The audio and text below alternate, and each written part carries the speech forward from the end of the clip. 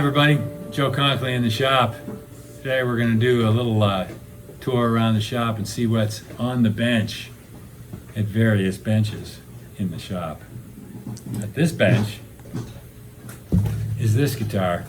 This is a guitar that I've got in for a little warranty work. It is a Konkoly guitar that I built back in 2013. It's a OM28 style guitar. Brazilian rosewood, Adirondack spruce.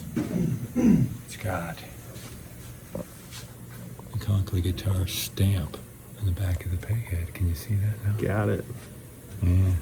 It's got one on the inside too. You want to see that one? There it is. There it is. All right. Yep. And like I said, just in for a little warranty work, a little fret work, a little nut work, a little finish touch up on an old crack here. You might be able to see the remnant of the crack there and the overspray that it did there. This needs to be level sanded and buffed out and all blended up to make it look nice, and coming along pretty good. It's really fun to see this guitar. I haven't seen it for quite a while. Built in 2013, number 17. But always fun to have one of my guitars back in the shop. So there's that one. Let's walk over here and see what Mike Hanerhoff has. I believe he's got a very interesting older Gibson archtop guitar. Hi, Mike. Hey! I was right. Look, it's Gibson archtop guitar. I knew that. We'd already talked. What is this, Mike? This is a Super 400 from 1953, so it's pre-humbucker era, but still really has nice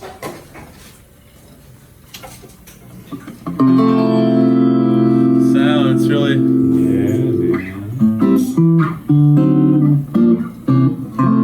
so. Yeah, this is a really cool one. It's super clean. I mean, it's the finish barely has any checking on it. When it first came in, like at first glance, you're sort of like, is that refinished? Just because the finish is just so perfect. But there's some little bit of checking and shrinking and stuff around here. There's a couple of things that I know. You mentioned one already. The pickups. They're pre-humbucker, so it's a single coil pickup, but the pole pieces are those little bars. Yeah. I don't know if you can see that, and the little bars. It's just an interesting looking pickup. Yeah, that's like a type of P90 type pickup you see on like early 50s Les Pauls. Mm-hmm. And some other ones, yeah. That's what It also has an interesting pick guard. Interesting. Yeah, interesting. It's a tortoise type look. I would call that the what do you call that? It's like a purloid, or it's the head cheese purloid. Yeah, that's what it is. But a particular look. Yeah. Yeah. So this one, I mean, right now I'm trying to get these pots clean because they've got about 60 years of crud in them, but they're cleaning up nicely. The other thing that this guitar is in such great shape. There's like very little that it needs to have done to it. We're going to need some fret work.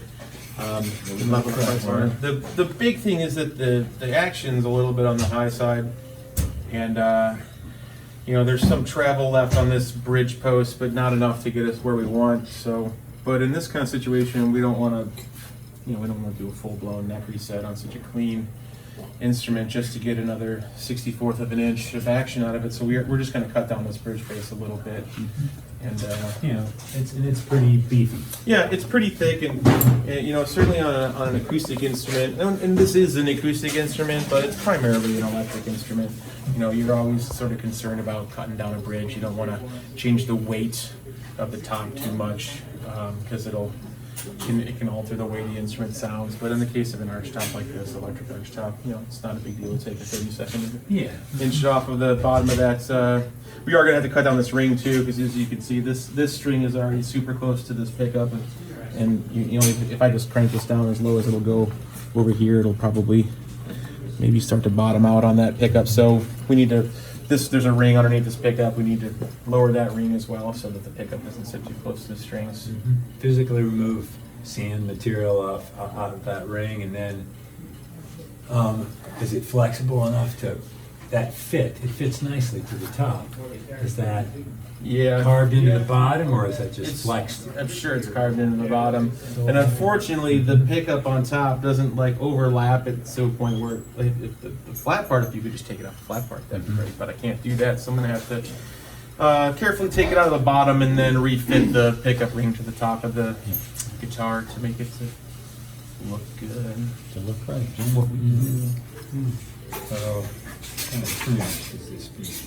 It's got those real big old waffle back ones, right? Waffle No, back. it doesn't have waffle backs. It's got even older ones. Yeah, with the I forget what those are called. Yeah, I'm not sure what to call those either. They're heavy though, I know that. Yeah, they are large. All right.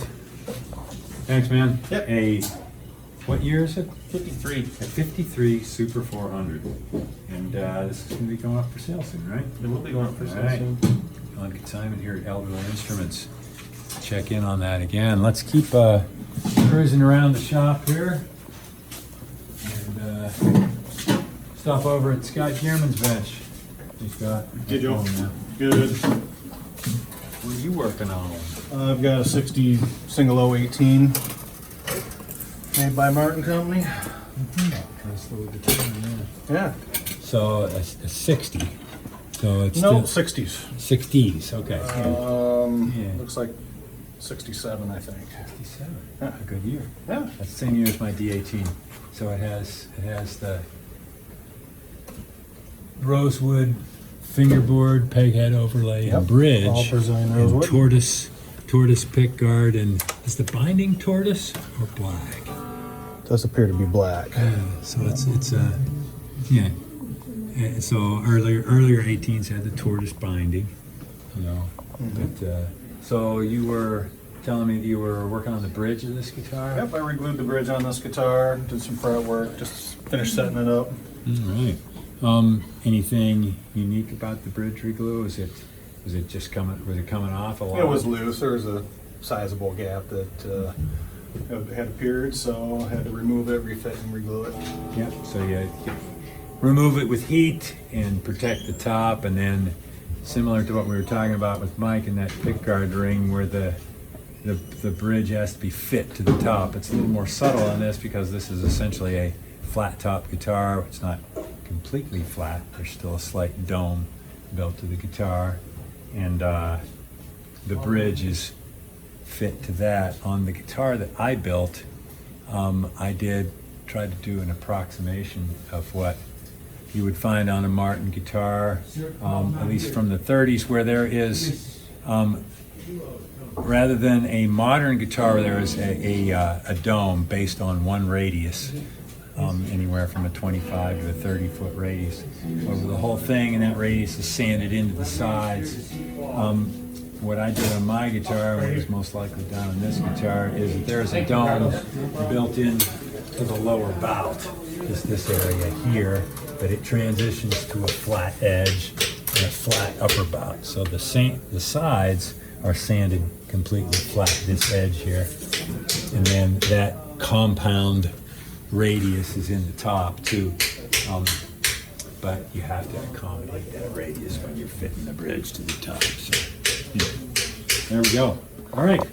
Thanks, Scott. Thanks, Joe. See you, man. All right. Well, folks, there you go. A little quick tour around the shop. See what's on the bench in the shop. Like us and share us on Facebook, and check in a couple weeks. So long.